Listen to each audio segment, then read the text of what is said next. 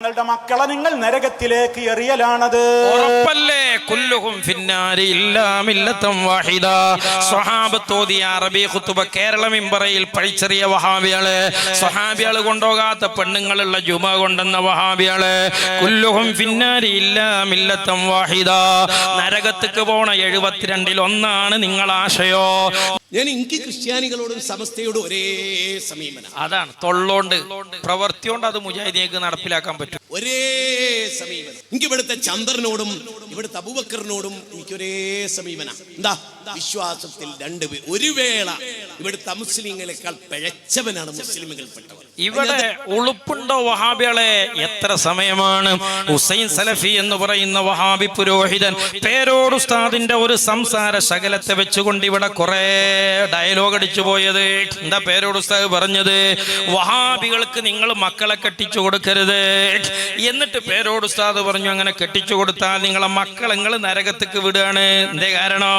നബി സല്ലല്ലാഹു അലൈഹി വസല്ലം പറഞ്ഞു, കുല്ലുഹും ഫിന്നാർ, 72-ൽ ഒന്നേ സ്വർഗ്ഗമുള്ളൂ, മറ്റതൊക്കെ നരകത്തിലാണെന്ന് ശഫീഉനാ റസൂലുള്ളാഹി സ്വല്ലല്ലാഹു അലൈഹി വസല്ലമയുടെ ഹദീസിന്റെ അടിസ്ഥാനത്തിൽ പറഞ്ഞതാണ്.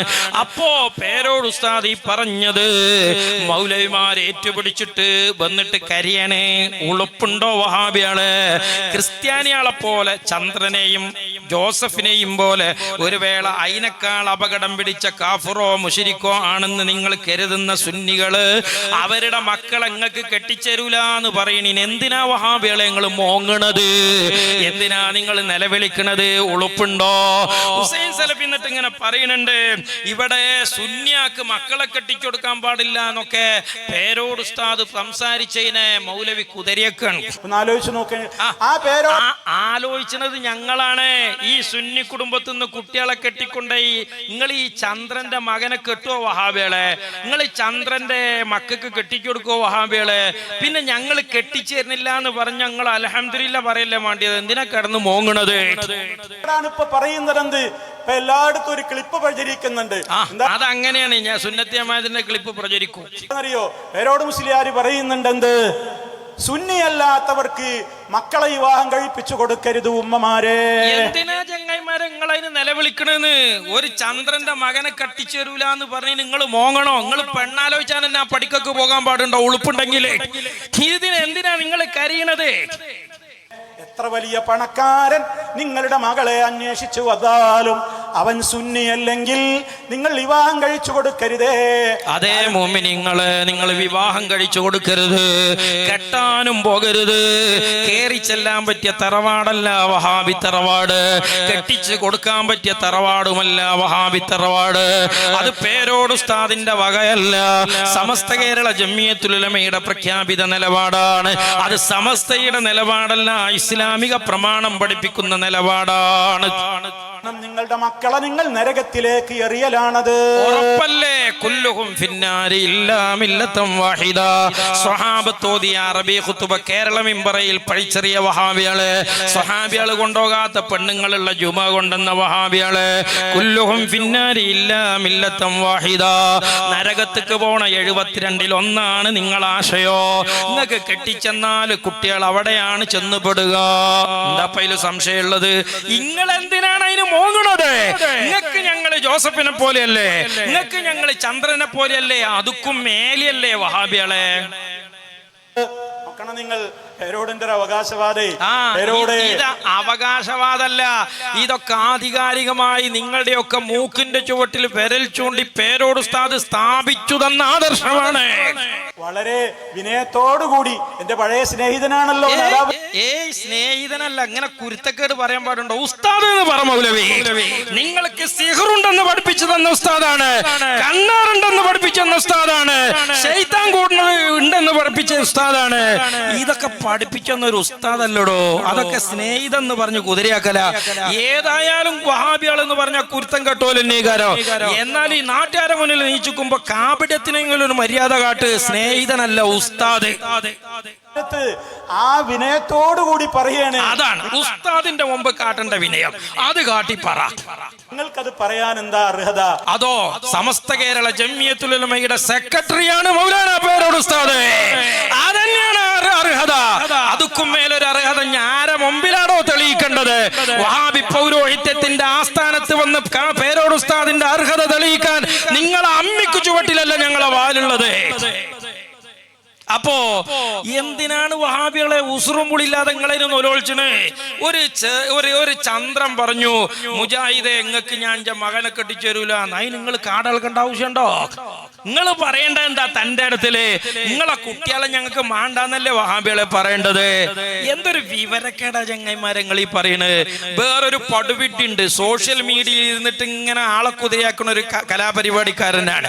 ചെങ്ങായി വന്നിട്ടും പറയുന്നുണ്ട് പേരോട് ഉസ്താദിന് വിവരമൊന്നും മണ്ടത്തരം പറയുന്ന ആളാന്നൊക്കെ പറഞ്ഞുകാണ്ട് യമണ്ടൻ ചങ്ങായി വന്നിട്ട് പറയണം. വിവരക്കേടും സലഫി വിരോധവും മാത്രം പ്രസംഗിച്ച് നടക്കുന്ന ഒരു മുസ്ലിയാരുണ്ട് കേരളത്തിൽ. രണ്ടിലൊന്ന് ഞങ്ങൾക്കുണ്ട്. സലഫി വിരോധമല്ല, വഹാബി വിരോധം പച്ചക്കുണ്ട്. നിങ്ങളെ കുറിച്ച് ഞങ്ങളെ കൽബിൽ വിരോധം ഉണ്ടാകുക എന്നുള്ളത് ഞങ്ങളെ ഈമാന്റെ ഭാഗമാണ്. അൽ ഹുബ്ബു ഫില്ലാഹി വൽ ബുഗ്ളു ഫില്ലാഹ്. അല്ലാഹു വഹാബികളോട് നമ്മളെ മനസ്സിൽ വെറുപ്പുണ്ടാക്കി തരട്ടെ. പേര് പറയാതെ തന്നെ ഇത് കേൾക്കുമ്പോൾ നിങ്ങളിൽ ഓരോരുത്തർക്കും ആ മുസ്ലിയാരുടെ പേരറിയാം. അതാണ് കാരണം. നിങ്ങൾ എന്താ പറയുക, നിങ്ങൾ ആലിമീങ്ങളെയാണ് ജാഹിൽ എന്ന് പറയാം. അപ്പൊ ഞങ്ങൾക്കറിയാം പേരോട് ഉസ്താദേക്കാരത്. കാരണം എന്താ, നിങ്ങൾക്ക് ഷാഫി ഇമാമിനെക്കാളും വലുത് ഹുസൈൻ സലഫി അല്ലേ? അതുകൊണ്ട് ഞങ്ങൾക്ക് ആളെ മനസ്സിലാവും.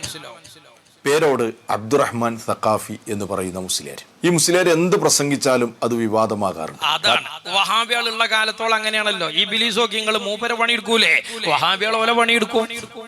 കാരണം ആ രൂപത്തിലുള്ള മണ്ടത്തരങ്ങളാണ് ഇയാൾ പ്രസംഗിച്ചു കൊണ്ടിരിക്കുന്നത്. അതാണ് വഹാബികൾ മണ്ടത്തരം എന്ന് പറഞ്ഞാലേ അത് സുന്നത്തിയമായതാവുള്ളൂ. അല്ലെങ്കിൽ പിന്നെ നിങ്ങൾ സുന്നത്തിയമായതാവൂലേ?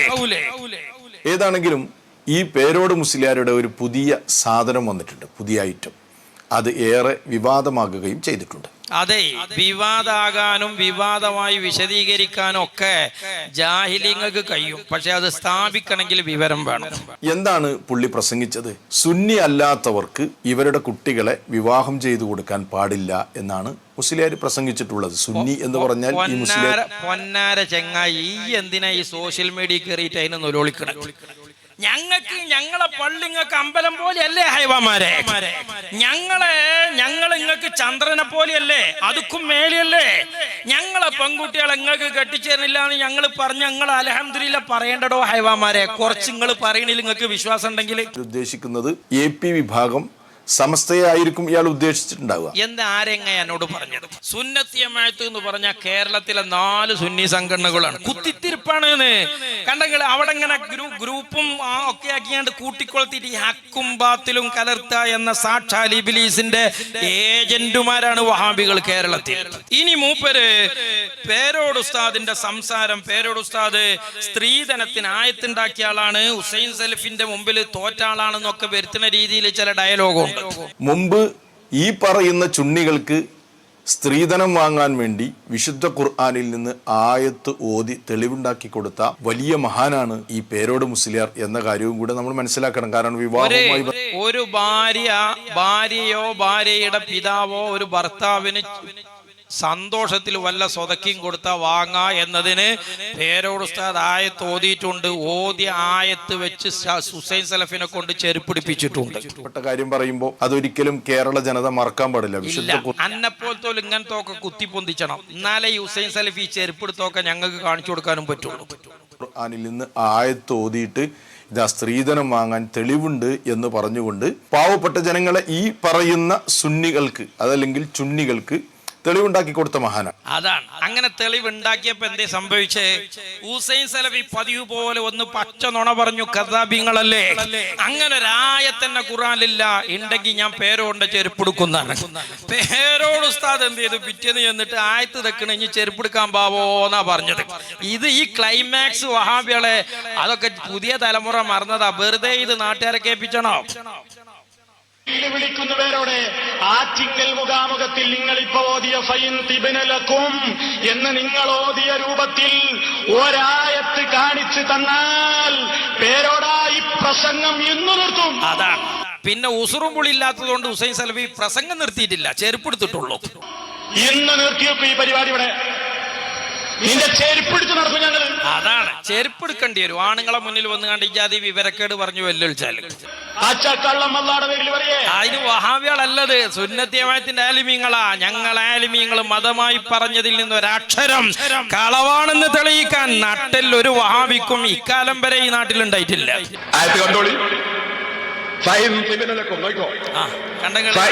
ചെരുപ്പ് ഇനിയിപ്പോ ചെരുപ്പിന്റെ കമ്മിയല്ലേ ഉള്ളൂ, ആയത്തൊക്കെയാണ്.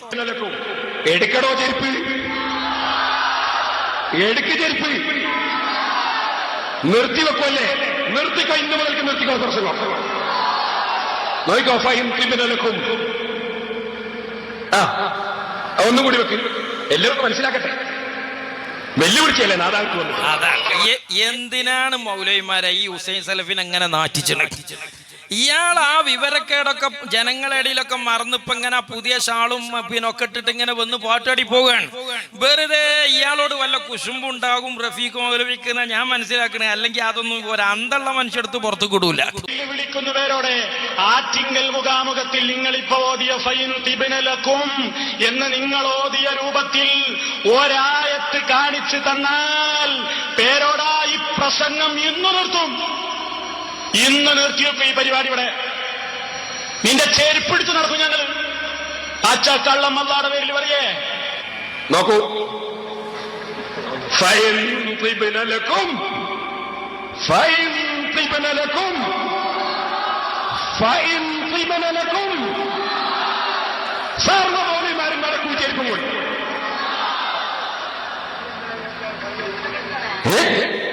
നാദാവർക്കൊന്ന് വെല്ലുവിളിച്ചതാണല്ലേ. ഇനി ബാക്കി വെക്കുമോനെ. അപ്പോ ഇതാണ് ഇപ്പൊ സ്ത്രീധനത്തിന്റെ ആയത്തോതിയിട്ട് സഹോദരന്മാരെ ഉണ്ടായ സംഭവം. ഇനി റഫീഖ് മൗലവി പേരോട് ഉസ്താദ് എന്താ പറഞ്ഞത്? ഒരു സുന്നിയെ വഹാബിക്ക് കെട്ടിച്ചു കൊടുത്താൽ വഹാബിയുടെ ആശയത്തിൽപ്പെട്ട് നരകത്ത് പോവും. കാരണം വഹാബീസം എന്നത് നരകത്തിലേക്കുള്ള വഴിയാണ്. അതേ സമയത്ത് വഹാബികളെ കാഫിറാക്കുക എന്നൊരാശയം നമ്മുടെ മുന്നിലില്ല. അത് വഹാബികളെ എന്നല്ല, ആരെയും കുഫർ കൊണ്ട് വിധിക്കാൻ നമുക്ക് അധികാരമില്ലാത്തത് കൊണ്ടാണ്. ആശയത്തിൽ ഒരു മോശക്കാരെ അല്ലാത്തോണ്ടൊന്നല്ല.